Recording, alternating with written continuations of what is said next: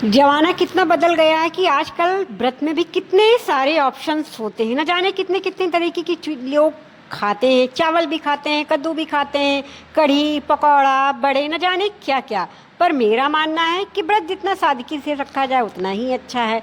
और व्रत का मतलब नियम संयम और कुछ चीज़ों का त्याग। तो राधे राधे, मैं हूँ आपकी होस्ट दोस्त आरती, और मैं आ गई हूँ किचन में। तो चलिए बनाते हैं आज की थाली, यानी व्रत वाली थाली। तो जिसके लिए मैंने चढ़ा दी है कढ़ाई, और कढ़ाई में थोड़ा सा मूंगफली का तेल डाला है।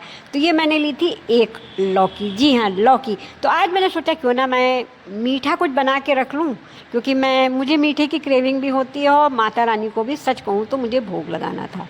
तो एक लौकी, एक क्वांटिटी में मान चलिए 1 किलो से कम की थी। मुझे लगा था फ्रिज में 2 लौकी पड़ी हैं, फिर देखा तो एक ही थी।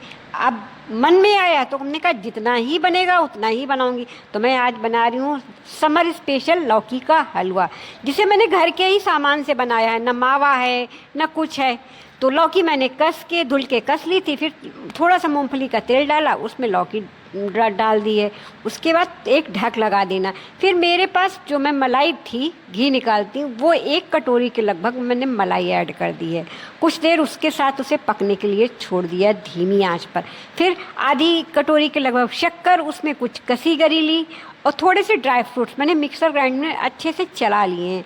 ये सारी चीज़ें मिक्स करके अब हमें इस लौकी को धीमी आंच पे भूनना है।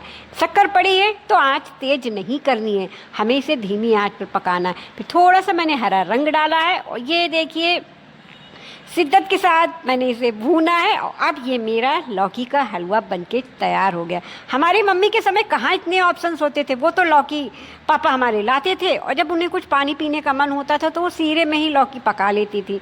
तो मुझे भी फ़िलहाल अपनी माँ के हाथों का लौकी का हलवा बहुत पसंद है, और मैंने आज कोशिश की है उसी को बनाने की, क्योंकि व्रत में बाहर की चीज़ें शुद्ध नहीं होती हैं। तो कोशिश करें कि घर पर ही बनाए। फिर सोचा था पूरी थाली बनाऊंगी, पर ऐसा हो न सका। मेरे बहनों को कुछ दिक्कत आ गई थी कान में, तो मैं उसमें डिस्टर्ब हो गई। तो झटपट मैंने केवल ये आलू की सूखी सब्जी बनाई, उसके साथ खीरे का रायता, जिसकी रेसिपी मैंने ऑलरेडी अपने पेज पे डाल रखी है, और सिंगाड़े के आटे की पूड़ी, और ये चिप्स और पापड़ जो मेरी बहन ने दिए थे। तो बन गई ना मेरी ये आज की व्रत वाली थाली, जो सिंपल है, सादी है, अच्छी है। तो लाइक करो, पेज को फॉलो करो, और बताओ कैसी लग रही है। राधे राधे।